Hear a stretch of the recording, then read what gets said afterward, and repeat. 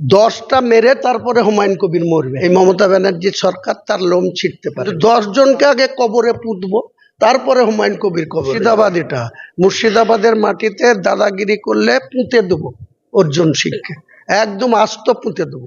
আসুক না, লাখ লাখ লোককে অর্ডার দিয়ে দেবো অর্জুন সিংকে একবারে জ্যান্ত, যেমন এদের একটা বৈরাগ্যদের মৃত্যু হলে খাড়া করে পুঁতে, অর্জুন সিংকে খাড়া করে গর্ত করে পুঁতে দেবো, যত খুশি হোক।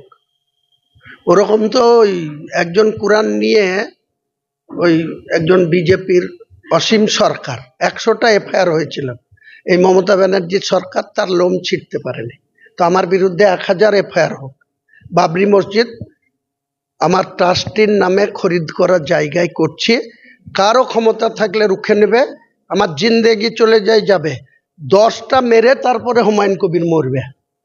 হুমায়ুন কবিরের জিন্দেগি যে কোনো টাইমে চলে যেতে পারে, কিন্তু 10 জনকে আগে কবরে পুঁতবো, তারপরে হুমায়ুন কবির কবরে যাবে। ওরকম যে খুশি এফআইআর করতে পারে, যা খুশি করতে পারে। বিজেপি কেন্দ্রীয় মন্ত্রী বলছে বাবরি মসজিদ অবৈধ।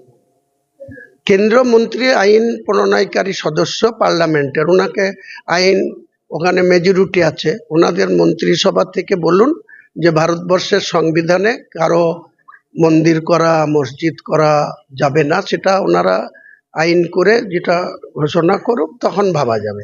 সুপ্রিম কোর্ট বাবরি মসজিদ মানা করেনি কোথাও। 2019 সালের যে নির্দেশ, তাতে সুপ্রিম কোর্ট বলেছে বিতর্কিত ল্যান্ড রামলীলাকে দেওয়া হয়েছে, সেখানে রাম মন্দির হয়েছে।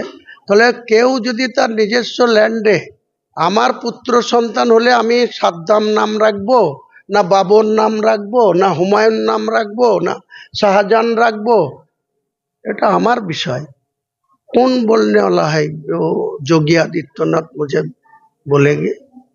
कौन बोलने वाला है? अर्जुन सिंह बैरकपुर पेचे मुर्शिदाबाद, এটা মুর্শিদাবাদের মাটিতে দাদাগিরি করলে পুঁতে দেবো অর্জুন সিংকে, একদম আস্ত পুঁতে দেবো। আসুক না, লাখ লাখ লোককে অর্ডার দিয়ে দেবো অর্জুন সিংকে একবারে জ্যান্ত, যেমন এদের একটা বৈরাগ্যদের মৃত্যু হলে খাড়া করে পুঁতে, অর্জুন সিংকে খাড়া করে গর্ত করে পুঁতে দেবো।